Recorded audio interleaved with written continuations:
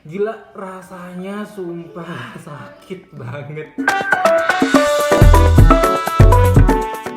Assalamualaikum warahmatullahi wabarakatuh, teman-teman. Ini Hans melunasin janji dari kemarin kan udah bilang di Instagram pasca operasi kalau Hans bisa duduk nyaman. Saya mau bikin video mengenai kemarin saya kena apa, terus kemudian bagaimananya. Jadi kemarin saya operasi fistula periani. Jadi fistula periani itu kalau di googling itu artinya adalah fistula itu kan kayak kayak lubang gitu, tapi lubang yang nggak semestinya ada. Kalau yang periani itu dekat lubang anus. Lubang anus kan gini ya, kan anus kan gini gitu. Nah itu di bibir anusnya tuh sampingnya itu ada lubang gitu. Nah isinya cairan, nanah, darah gitu. Nah ini nggak bagus gitu. Jadi kemarin di Bandung saya tuh kena pertama kayak bisul gitu pertama. Jadi gejalanya itu kayak bisul beberapa hari kan. Kalau bisul kan sakit banget ya. Gejalanya tuh kayak bisul gitu, terus kan sakit bisul kan sakit, dia sampai demam dan lain-lain gitu. Dulu itu udah sempet pernah pecah bisulnya. Nah kalau udah bisul pecah itu kan enak ya daripada bisul yang masih gede gitu. Itu tahun lalu udah pernah kena bisul dan saya pikir juga bisul biasa gitu. Tapi pas saat di kontrol di Rumah Sakit Islam Klaten itu dulu tahun lalu sebenarnya saya juga udah pernah harus dioperasi. Dulu tuh diagnosisnya bukan fistula periani tapi abses biasa kayak udun gitu kalau bahasa Jawanya. Nah karena saya tahun lalu masih kuliah, ada kuliah harian gitu, terus sama kerja, jadi saya nggak mau untuk operasi dulu karena ya timbangan waktu juga. Tapi setelah pecah itu sebenarnya udah beres gitu, dikasih antibiotik sama anti nyeri sama anti peradangan. Dulu tuh udah sempet nggak kambuh, tapi kemarin Maret awal kemarin itu saya dapat bisul lagi gitu, kayak kambuh gitu kan. Nah saya udah curiga banget nih, kok ini ada bisul lagi, terus kemudian sakitnya juga sakit lagi. Dan ternyata juga emang 3 harian tuh kayak demam panas gitu, karena kan nahan sakit di daerah situ kan juga sakit. Bisul biasa aja udah sakit, apalagi di daerah yang situ gitu, yang deket lubang anus tuh sakit banget. Jadi duduk tuh nggak nyaman, tidur juga lumayan nggak nyaman gitu. Nah terus kemudian saya kontrol gitu, cek gitu kan di UGD di rumah sakit di Bandung, salah satu rumah sakit di Bandung itu juga katanya abses gitu kan. Ya ini dioperasi aja mas gitu, soalnya ya takutnya malah nyebar gitu. Di Bandung disuruh operasinya, tapi kan karena pertimbangan nggak ada orang juga di Bandung, terus kemudian saya juga tahu kalau saya operasi kan pasti juga nantinya melibatkan orang lain untuk membantu gitu. Jadi disuruh pulang saja ke Klaten, ya udah saya pulang ke Klaten. Tentang fistula periani ya, tadi kan kayak lubang, ada cairannya, ada isinya. Nah itu kalau nggak diangkat takutnya malah menembus kemana-mana gitu, bikin lubang baru yang semakin jauh gitu. Takutnya malah nanti kena rektum, kena usus besar gitu, yang mana itu bahaya banget. Kalau udah sampai usus besar berarti kan itu kan jalur BAB, jalur tinja gitu. Jadi kalau udah ada lubang yang nggak semestinya itu di situ, bisa jadi nanti malah saya nggak bisa BAB gitu lewat lubang anusnya itu, malah nanti dibolongin di samping gitu kan nggak enak ya, malah ada kantongnya gitu kan, jadi nggak enak untuk kehidupan gitu ya. Jadi ya saya disarankan untuk operasi, ya sudah saya ngikut operasi gitu, karena ya udah nggak mau kambuh-kambuhan lagi gitu, soalnya jalannya juga harus dioperasi kata dokter gitu. Nah gitu. Terus saya pulang ke Klaten gitu kan, langsung beli tiket dan lain-lain, langsung malamnya saya disuruh operasi di Bandung, saya langsung beli tiket pulang, turun di Jogja, terus paginya itu terus kemudian langsung ke PMI Vaskes 1 Klaten untuk BPJS. Nah gitu. Dan nanti langsung dirujuk di rumah sakit di Pondok Klaten. Jadi rumah sakit itu khusus bedah lah. Nah untuk kasus fistula periani ini bukan ditanganin oleh dokter bedah umum, tapi ditanganin oleh dokter bedah digestif. Kemarin dioperasi di rumah sakit khusus bedah di Ponorogo yang deket rumah banget, alhamdulillah pakai BPJS. Alhamdulillah banget di cover semuanya dari BPJS.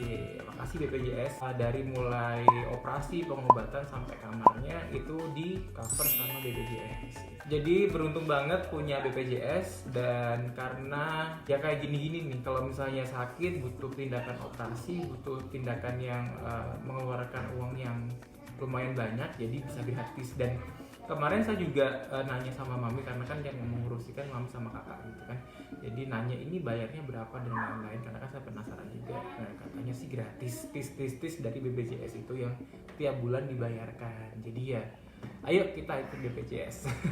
Kemarin langsung ke rumah sakit khusus bedah di Ponorogo gitu kan, dan ketemu sama namanya Pak Nur Cahyo. Terima kasih banget Pak Nur Cahyo udah ngebantu saya untuk operasi di fistula periani ini. Jadi udah diangkat. Nah, fistula periani saya itu gambarnya ada di sini nih, di sini. Nah, jadi tuh kalau saya lihat kemarin setelah operasi kan dilihatin ya, itu fistulanya kayak gimana sih atau gimana. Nah, jadi kalau saya lihat tuh kayak kunyit gitu loh, kayak kunyit, terus kemudian ada akar-akarnya gitu. Nah, memang fistula itu kan lubang, dan kemudian kalau emang nggak langsung atau nggak segera dicabut gitu atau ditutup, dioperasi nanti menjalar. Nah, itu juga lumayan ngeri juga bagi saya, soalnya ya operasinya harus benar-benar bersih gitu. Dalam artian lubangnya juga harus semua itunya, akar-akarnya juga udah harus dicabutin, kalau memang ada satu pun nanti bisa kambuh gitu. Soalnya juga baca-baca di internet, persentase kambuhnya juga lumayan tinggi, 20% gitu. Jadi ya bismillahirrahmanirrahim saja, semoga saya emang udah sembuh total dan tidak kambuh lagi in the next day gitu ya. Jadi memang kuncinya harus jaga kebersihan setelah operasi gitu. Jadi kemarin tuh saya dioperasinya tuh semacam dilubangin gitu. Kalau teman-teman bisa ngebayangin tuh kan habis bekas dibor gitu ya, dinding dibor itu kan berlubang. Nah gitu. Jadi saya perianalnya itu dilubangin itu untuk ditarik itunya isinya itu, kemudian nggak dijahit gitu. Jadi selama pasca operasi itu saya harus rutin kontrol ke rumah sakit setiap pagi atau sore untuk ganti kasa. Nah, kasanya itu kemarin saya tanya 2 meter teman-teman. Jadi saya dimasukin kasa 2 meter dan setiap hari harus diganti supaya tetap bersih teman-teman.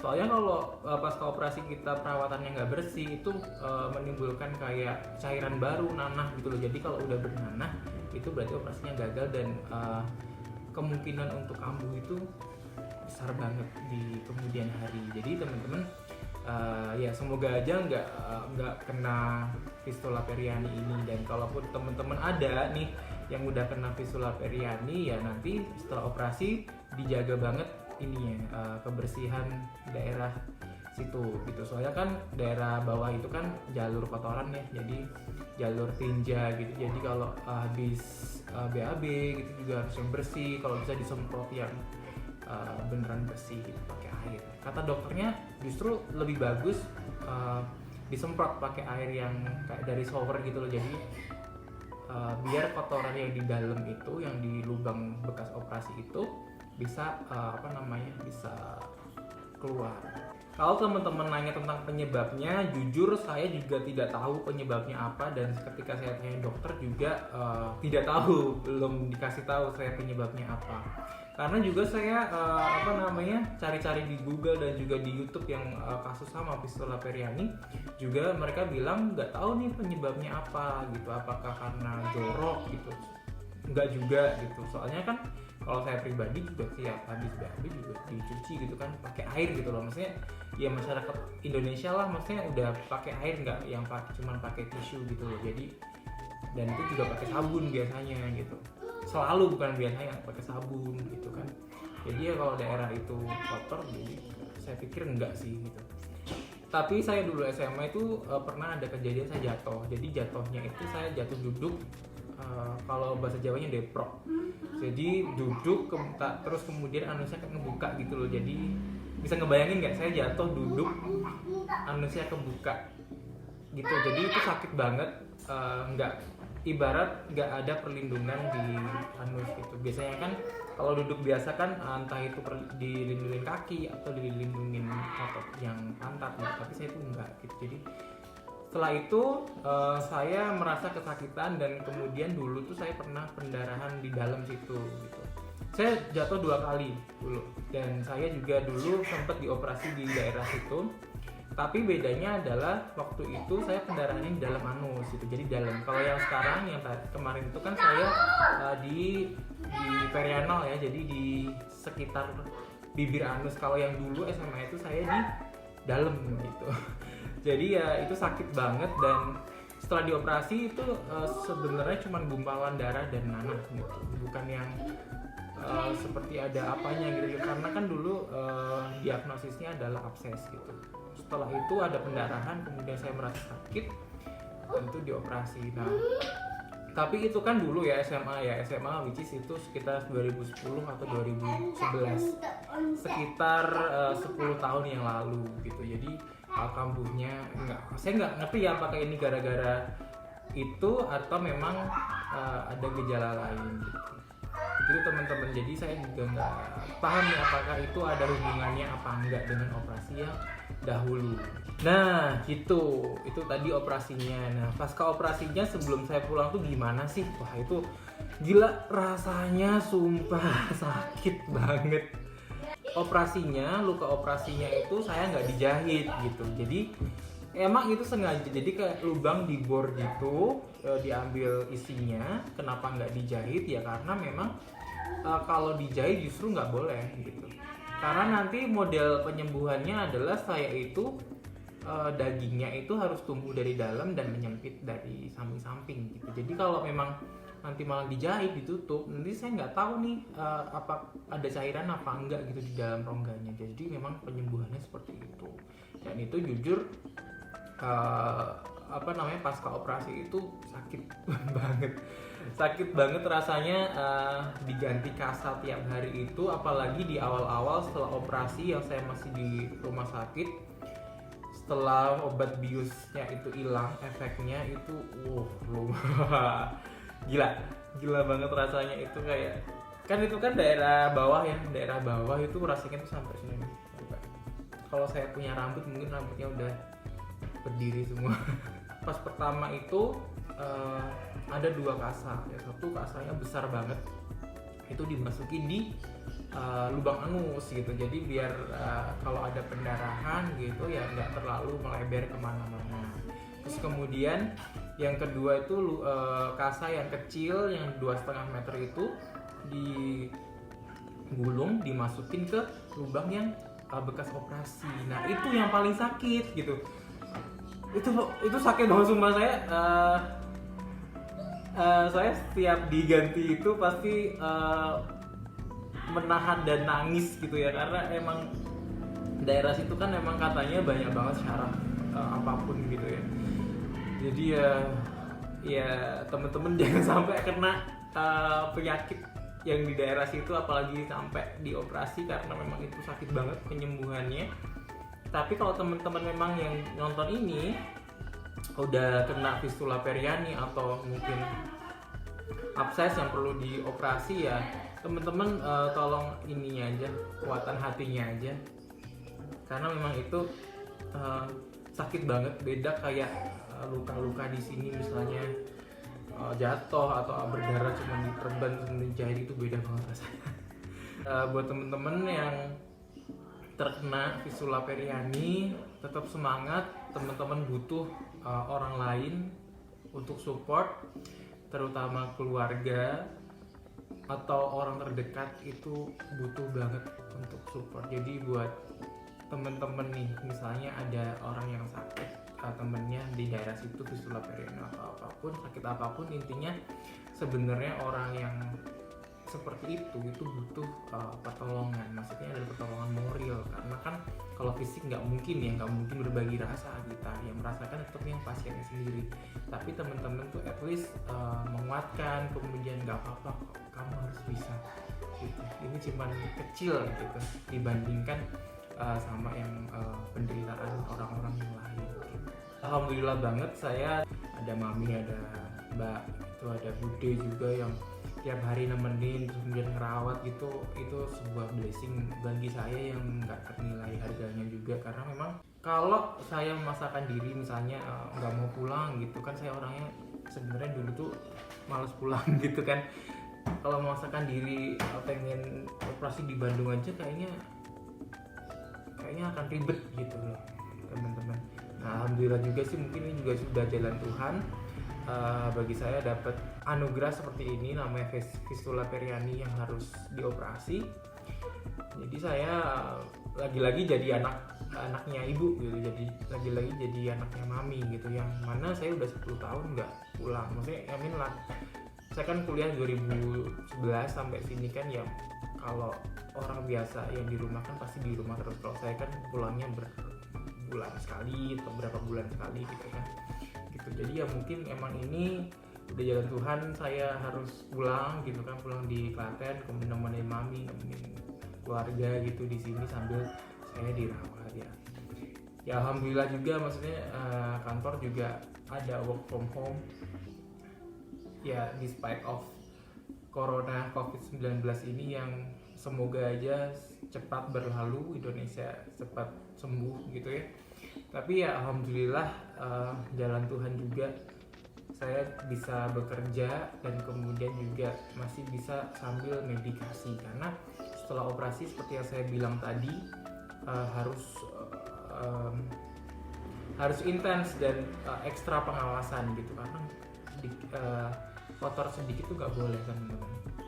Dan juga makanan. Nah kalau saya sendiri di Bandung kan tahu sendiri, saya kan ambasador kantin Mulia Rasa gitu ya. Jadi di sana kan makanannya sangat bergizi, kayak ikan, kemudian cumi dan lain-lain, sayur dan lain-lain. Tapi kan tidak sehat di rumah. Maksudnya di rumah kan saya memang sukanya kan tanpa garam, kemudian yang tanpa gula gitu. Nah kalau di Bandung sendiri saya nggak masak, kemudian ya harus terima dengan menu yang di warung gitu. Jadi ya alhamdulillah banget, Tuhan terima kasih udah kasih anugerah ini buat saya gitu teman-teman. Nah jadi balik lagi tentang support teman-teman, ketika misalnya temennya ada yang sakit gitu ya, apalagi daerah situ, itu ya tadi support moral aja, dikuatin hatinya gitu, biar bisa bisa menjalani hari-hari dengan semangat gitu. Soalnya saya merasakan itu teman-teman kemarin. Jadi ya saya teman-teman dari SMA, kemudian dari kuliah, dari kerja juga pada cepat sembuh ya. Kemudian bisa kok gitu, walaupun mereka tahu mungkin sakitnya seperti itu gitu. Karena kan ya memang sakit banget. Sakitnya tuh bukan kayak sakit demam biasa gitu. Jadi kemarin juga alhamdulillah malah jadi kayak reuni gitu loh di rumah sakit khusus bedah di Ponorogo tuh. Soalnya beberapa temen SMA saya jadi dokter dan perawat di sana gitu. Jadi kayak Nanda kamu ngapain gitu kan, saya namanya kan Nanda kan, nama kecil ya gitu. Jadi kayak malah jadi pasiennya mereka gitu ya. Alhamdulillah juga sih mereka sudah jadi dokter, kemudian tenaga medis ya. Semoga mereka tetap sehat, apalagi dengan corona ini semoga tidak terjangkit lah, amin. Karena ya kalau dokternya sakit, masyarakatnya gimana gitu. Jadi ayo kita tetap stay at home, tetap nurut sama pemerintah, dan kita mencoba untuk empati ke sesama ya teman-teman. Oh iya, kalau ada yang nanya, Bang atau Mas atau Hans, ada pantangan nggak setelah operasi makanannya gitu? Jadi kalau emang kondisi tubuh teman-teman itu fit, dalam artian nggak ada pantangan apapun dalam makanan, ya sebenarnya nggak ada gitu. Tapi nggak ada salahnya teman-teman ngejaga kadar gula dalam makanan teman-teman. Soalnya kan ini luka ya, luka kalau teman-teman kadar gula yang nggak bagus, nggak dikontrol, ya nanti takutnya ada bakteri. Nah gula itu, bakteri kan bukan gula ya, kalau kita supply makanan untuk mereka terus ya nanti mungkin agak lama penyembuhannya gitu. Itu pertama. Kemudian saya dimasakin sama mami itu ikan kutuk namanya, kalau orang Jawa bilang. Ikan kutuk itu kayak bahasa Indonesianya mungkin ikan gabus. Oh ya, ikan gabus. Nah itu katanya bagus banget buat makanan pasca operasi, karena banyak protein gitu, apalagi minyaknya gitu kan, karena emang itu kan ikan liar ya, jadi ikan tawar yang di sungai gitu dipancing kemudian dimasak gitu, bukan ikan yang sengaja diternak gitu ikannya gitu. Jadi pertama saya makannya apa aja, saya kembali dulu ke SMA gitu. Jadi saya makan sayur-sayuran cuman dikukus aja itu, atau enggak sup-supan tapi yang nggak boleh ayam. Saya pantang banget, kata mami saya nggak boleh makan ayam selama ini gitu. Ya udah gitu, saya nggak makan ayam, saya cuman rebus-rebusan itu aja, rebusan yang kayak brokoli kemudian wortel dan lain-lain, itu direbus aja tanpa garam dan tanpa gula. Cuman ya alhamdulillah mami pinter masak jadi enak aja, dan saya udah terbiasa dengan masakan mami, jadi kayak sayur bening gitu loh, tapi tanpa garam sama tanpa gula. Cuman bawang merah kemudian dikasih temu kunci dan lain-lain, dikasih jipang dan lain-lain, itu udah enak banget bagi saya gitu. Kemudian saya karena memang ada diet gula juga, itu saya makannya nasi merah gitu, tapi nggak terus-terusan gitu, karena memang ya bukannya nggak enak, saya itu justru kalau sakit tuh bukan malah tipe yang nggak suka makan gitu. Saya tuh dari kecil kalau sakit ya saya malah doyan makan gitu, karena makanya sembuhnya cepet gitu kan. Nasi merah, kemudian kalau enggak ya saya nggak pakai nasi, itu nggak diganti juga gitu. Terus kemudian tahu tempe gitu, sebenarnya sama perawatnya itu dikasih saran doyan telur nggak gitu. Kalau doyan makan telur aja karena proteinnya banyak gitu, bagus buat luka pasca operasi gitu. Nah ini nih, kalau saya itu tipenya adalah kalau saya makan kebanyakan telur saya akan bisulan kalau enggak jerawatan gitu, karena ya entah kenapa, mungkin karena emang tubuhnya kayak gitu ya, jadi kayak kalau saya kebanyakan makan telur nanti malah bisul ya, jerawat gitulah, takutnya malah di situ gitu. Gak mau dulu saya puasa telur dulu gitu. Kemudian tahu tempe biasa juga kayak dikukus gitu, dikasih ya sedikit bumbu rempah gitu kan, yang rempahnya itu kayak cuman ketumbar kemudian bawang merah dan lain-lain, intinya tanpa garam sama tanpa gula gitu, karena ya saya udah terbiasa gitu, jadi enak-enak aja ya. Saya kan orangnya bukan yang sama makanan tuh nggak enak gitu, nggak ada gitu, cuma enak dan enak banget. Nah tadi udah ngomongin tentang penyakitnya, kemudian tentang rumah sakitnya, tentang BPJS, tentang makanan, tentang penyebab. Saya pikir udah semuanya informasi yang saya tahu saya share gitu. Jadi teman-teman, saya harap teman-teman tidak akan mengalami sakit fistula periani atau abses periani atau apapun penyakit yang terutama ada di daerah bawah situ, karena memang itu sakit banget rasanya. Semoga teman-teman tetap sehat dan tetap jaga imunitasnya di tengah-tengah wabah corona ini. Terus kemudian cukup saja informasinya yang saya sampaikan, yang saya tahu. Kalau teman-teman butuh informasi atau nanya apa lagi mengenai pengalaman saya mengenai fistula periani ini, jadi boleh banget di japri via Instagram atau WhatsApp, atau di story ini di komen juga boleh ya gitu. Jadi teman-teman tetap sehat. Cukup sekian, wassalamualaikum warahmatullahi wabarakatuh.